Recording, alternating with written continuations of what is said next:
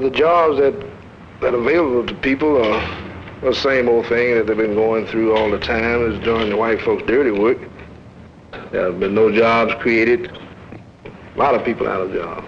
We find more people out of work now than it did before then, for the demonstration.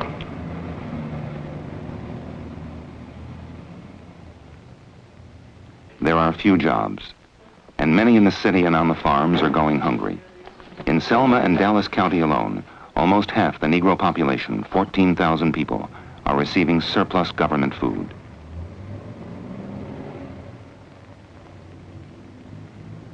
While for whites, business is booming. Everything here is setting records.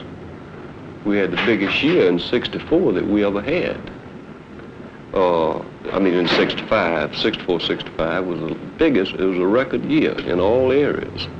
Our city set records in sales tax revenues, in building permits issued, and the growth of our city, all during this so-called terrible year and the blight of Selma. We had a good city, and people that come down here saw it, but the country was more interested in the hysteria and the publicity that went out of here, but this was confined to an area. It's more true today than ever. The people of Selma are caught up in progress and growth.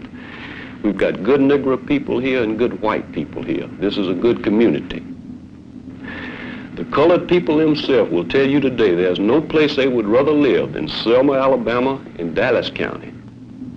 But prosperity and growth are still for whites only, especially in the countryside, where the majority of Negroes still live, untouched by the gains made by others in the last 12 years. Wealth comes from the ownership of land, and the Negro has rarely owned it. He's only worked it for the white man, as a sharecropper or tenant. Unable to make a living off it, 3 million Negroes have left the South since 1940. But more than 5 million still remain tied to the land and a system which has kept them poor and in debt.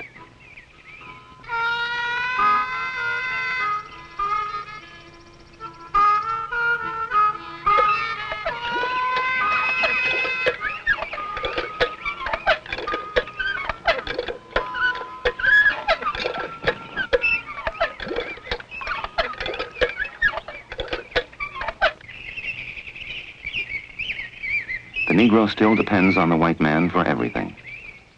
He lives in a shack given him by the white man and must borrow for food, fertilizer, and seed. He is prey to traveling salesmen who sell him goods he does not need and cannot afford. And at the end of the year, after he's paid his debt to the white man, the Negro is left with very little.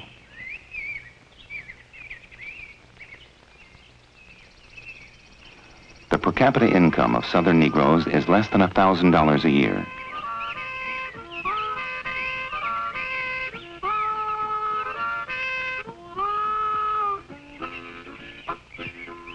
And though large families are an asset in farming, they can be an economic burden until the children are old enough to work.